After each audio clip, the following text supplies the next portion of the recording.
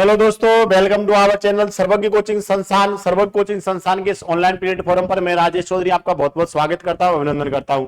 दोस्तों, आज हम बात करने वाले हैं थर्ड ग्रेड भर्ती परीक्षा को लेकर क्या अपडेट है।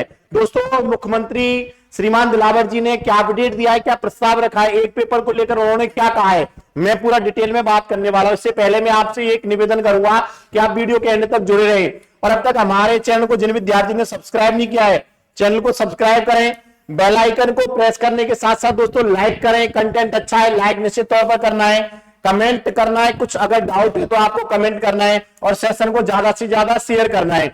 अब देखो, मैं आज बात करने वाला हूं दोस्तों, एक राजस्थान पत्रिका में दोस्तों एक अपडेट आता है, एक खबर आती है और उस खबर की आखिरकार सच्चाई क्या है, ये दोस्तों उसकी बात करने वाला हूं मैं। यहां पर हमारे शिक्षा मंत्री माननीय दिलावर जी ने एक दोस्तों प्रस्ताव रखा है, एक प्रस्ताव रखा है तृतीय श्रेणी शिक्षक भर्ती परीक्षा को लेकर। उन्होंने प्रस्ताव रखा है कि आप एक परीक्षा करवाइए, एक परीक्षा करवाने का प्रस्ताव रखा। अच्छा, एक परीक्षा करवाने का जो प्रस्ताव है ना कहीं प्रस्ताव रखा है तो सरकार इस पर कार्रवाई करे। और सरकार कार्रवाई क्या करती है? सरकार की कार्रवाई ये होती है कि इस पर मंथन किया जाए और मंथन के बाद एक सही डायरेक्शन में एक अच्छी भर्ती आयोजित करवाई जाए, उसका पैटर्न क्लियर किया जाए। अच्छा, क्या पहला ऐसे हुआ नहीं है क्या? निश्चित तौर पर मैं, और फायदा किनको है दोस्तों? इस प्रस्ताव से 10 लाख बेरोजगारों को, राजस्थान के 10 लाख बेरोजगारों को जो थर्ड ग्रेड अध्यापक भर्ती परीक्षा या अध्यापक भर्ती में सम्मिलित होने का या सफल होने का सपना देख रहे हैं, निश्चित तौर पर उनको फायदा होने वाला है। क्या पहला ऐसे नहीं हुआ है? क्या पैटर्न नहीं बदला है? क्या मैं बताऊं, देखो दोस्तों, यहां पैटर्न 2003, 2004, 2004, 2009, 2011, 2012, 2016, 2022 लगातार जब पैटर्न बदला है तो क्या अब नहीं बदल सकता है? क्या बदल सकता है? ये दोस्तों राजस्थान है, इसमें पैटर्न बदला है तो अभी भी बदल सकता है। निश्चित तौर पर ये जो रूपरेखा है ना आपके सामने देख बिल्कुल साफ है। अच्छा, ये पैटर्न बदलने के साथ साथ इसका अंकन भी बदल सकता है, इसमें भी कोई दोहराई वाली बात नहीं है। अब मैं बताऊं इस पैटर्न बदलने के पीछे क्या रीजन है, मुख्यमंत्री दिलावर जी ऐसा क्यों कह रहे हैं? क्योंकि उन्होंने कहा है कि साहब दो परीक्षा है ना, इनसे कहीं ना कहीं बेरोजगारों को नौकरी पाने में एक लंबी प्रोसेस का सामना करना पड़ता है। और लंबी प्रोसेस का सामना केवल बेरोजगारों को नहीं, अपितु जो हमारे विद्यालय हैं उन विद्यालयों में अध्यापकों की कमी भी खलती है। और अध्यापक प्राप्त करने के लिए दोस्तों उनको भी कुछ ना कुछ यहाँ व्यवस्था में कमी आती है और अध्यापकों की कमी महसूस होती है। इस कमी का कारण क्या है?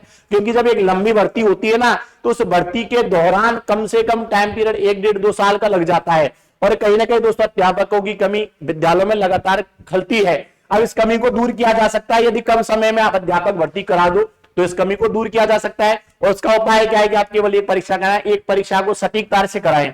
अब देखो दोस्तों, यहाँ एक्सपर्ट्स ने भी यही कहा है कि आप एक परीक्षा करवा सकते हैं, बेरोजगारी के हित में सीधे तौर पर लाभदायक है, बेरोजगारों को सीधे तौर पर लाभदायक। इसका मतलब ये कहीं ना कहीं दोस्तों बेरोजगारों के फेवर वाली बात है। अब यहां मैं बात करूं क्रॉस क्वेश्चन क्या निकल के आएगा, इसके दोस्तों दूसरा पक्ष क्या है? दूसरा पक्ष मैं आपके सामने रख देता हूं। दूसरा पक्ष निकल के आता है NP, new policy of education 2020, नई शिक्षा नीति 2020 में यह कहा गया है। मैं बात कर रहा हूं दोस्तों NP 2020, NP 2020 new policy of education 2020 में यह कहा गया है कि आपको जो भी अध्यापक भर्ती करवानी आप करवाइए, लेकिन उससे पहले आप एक पात्रता करवाइए, उससे पहले आपको एक पात्रता परीक्षा पास करनी ही होगी। अभ्यर्थियों को एक पात्रता परीक्षा पास करनी ही होगी और जो अभ्यर्थी पात्रता परीक्षा में सफल होंगे उनको ही मुख्य परीक्षा में सम्मिलित किया जाएगा। हालांकि मुख्य परीक्षा की चयन सूची तो दोस्तों मुख्य परीक्षा है, अरे मैं ये बात कर रहा हूं मुख्य परीक्षा की चयन सूची के माध्यम से आपको नौकरी मिलेगी, लेकिन पात्रता पास होना अनिवार्य है। और दिलावर जी कह रहे हैं कि भैया एक परीक्षा करवाओ। एक परीक्षा करवाना विद्यार्थियों के फेवर वाली बात है, लेकिन यहां एनपी कुछ और कहती है। तो यहां दोस्तों कोई कुछ ना कुछ टकराव वाली स्थिति है। अब सरकार क्या फाइनल डिसीजन निकालती है, सरकार क्या मंथन करके क्या प्रस्ताव रखती है और इस प्रस्ताव में दोस्तों बेरोजगारों को क्या फायदा होता है या यही पैटर्न रहता है, साफ तौर पर लगभग 2-3 महीने में क्लियर चीजें हो जाएंगी।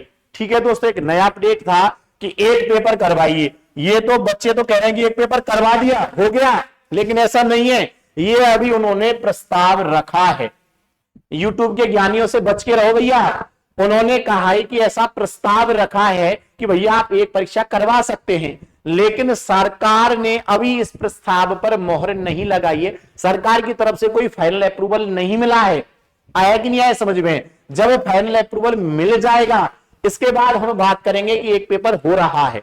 अभी ऐसा कुछ नहीं है कि एक पेपर हो रहा है, अभी ऐसा है कि एक पेपर होना चाहिए, ये मुख्यमंत्री हमारे शिक्षा मंत्री श्रीमान दिलावर जी ने कहा है।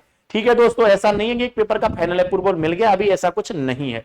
ठीक है, लगातार आप हमारे चैनल से जुड़े रहिए, इसी प्रकार के अपडेट्स मैं आपके लिए लेकर आता हूं। ज्यादा से ज्यादा चैनल को सब्सक्राइब करते हुए बेल आइकन को प्रेस करें जिससे आपके सामने नोटिफिकेशन आ जाए। लाइक करें, कमेंट करें और ज्यादा से ज्यादा शेयर करें। ठीक है दोस्तों, आपको जुड़ने के लिए धन्यवाद।